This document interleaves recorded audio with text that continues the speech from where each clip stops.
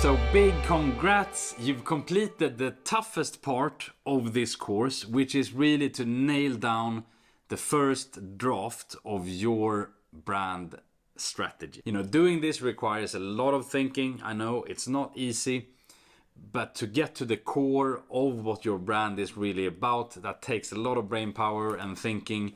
And I hope you feel you have at least the first draft that you feel good about. And you know, you may have noticed that a lot of the things that goes into your brand strategy is also like overlapping. So it's quite likely that, you know, some things that we worked on later, you know, that might have sparked some thoughts and make you go in a certain direction that makes you want to go back and to revise some other parts. And that's perfectly normal. In fact, it's quite unlikely that you can just start from the beginning and work towards the end, because they're all interlinked. I mean, it's one brand, right? So it's all connected. So it's quite likely you need to do a little bit of rework to kind of make sure that it lands where you want it to be. And in particular, if this is the first time you go through this, right? If you haven't done much thinking of your branding before, that's probably what you maybe still need to be doing a bit to make sure that you land on, you know, a good first draft of your brand strategy that we can work with going forward.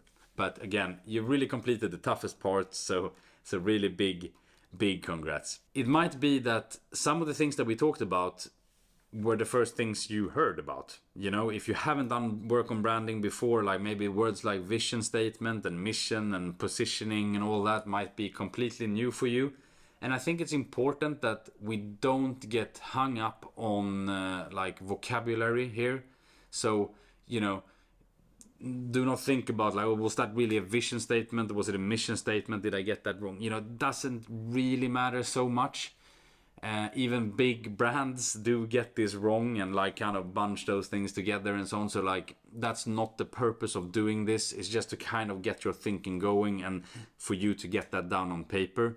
I mean, if you know by now what it is that you offer, to who you're offering that, and how you're doing that in a way that is different from others, I mean, that's a big step ahead of, you know, what your local competitors would be doing. And I mean, if you on top of that understand why you do what you do, you know, you have a story for where your salon or spa is today, and you have clarified the values like that you want your brand to act according to, and even your character of your brand. I mean, if you have those things, then, you know, that's really exceptional. You will be far ahead of most similar type of businesses in your area, and you're really setting yourself up to help like position yourself, to help elevate the image of your brand to something much bigger, in order to reap all those benefits that we talked about at the start of this course.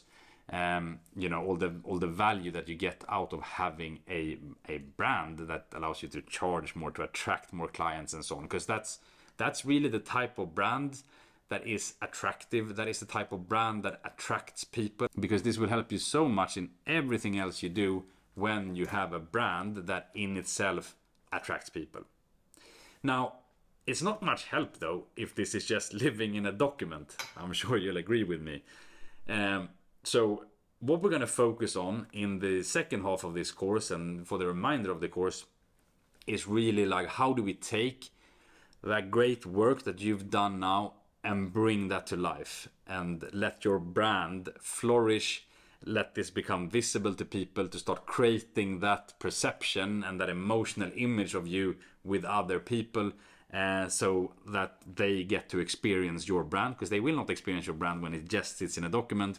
But now we need to start bringing that to life, and that's what we're going to focus on next, which I think is a little bit more exciting maybe than working on your brand strategy.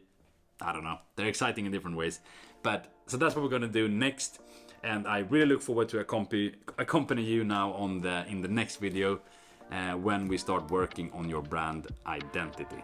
So I'll see you in the next video.